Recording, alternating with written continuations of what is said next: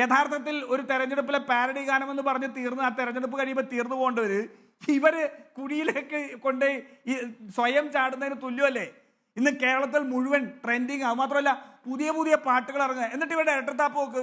ആ മലപ്പുറത്ത് പോയിട്ട് ഇവർ മൂരികൾക്കെതിരെ ഇതേ പാട്ട് ഉപയോഗിച്ച് പാരഡി ചെയ്തു.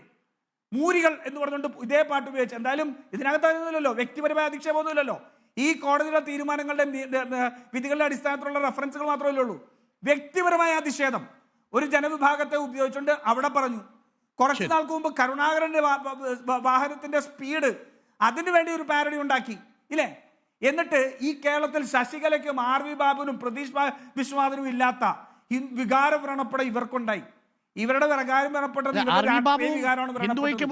ഇന്ന് CPM പിന്തുണച്ചിട്ടുണ്ട്. ശ്രീ രാജു പി നായർ, RV ബാബു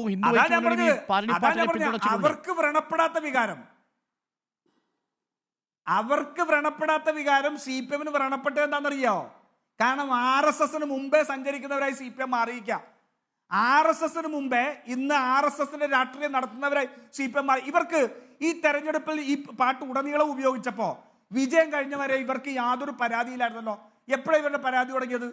ഈ പാട്ട് എഴുതിയത് ആരാണ് എന്നുള്ള മാധ്യമങ്ങൾ റിപ്പോർട്ട് ചെയ്തപ്പോഴാണ് ഇവരുടെ പ്രശ്നം തുടങ്ങിയത്. ഒന്ന് ആലോചിച്ച് നോക്കൂ. ഈ ഇത്രയും വികൃതമായിട്ടുള്ള നികൃഷ്ടമായ രാഷ്ട്രീയം, RSS നാണിപ്പിക്കുന്ന രാഷ്ട്രീയം ഇവർ തുടങ്ങിയപ്പോഴാണ്. ആ പാട്ട് എഴുതിയത് മറ്റൊരു മതസമൂഹത്തിൽപ്പെട്ട ഒരു ഗൗരവമേറിയ ഒരു ആരോപണമാണ്. യഥാർത്ഥത്തിൽ അത് അപകടകരമായ ഒരു ചർച്ച കൂടിയാണ്. ഞാൻ അനിൽകുമാറിലേക്ക് പോയതിനു ശേഷം വരാം. രാജു പി നായർ, ജനം അറിയട്ടെ, ജനം തിരിച്ചറിയട്ടെ. ഓക്കെ.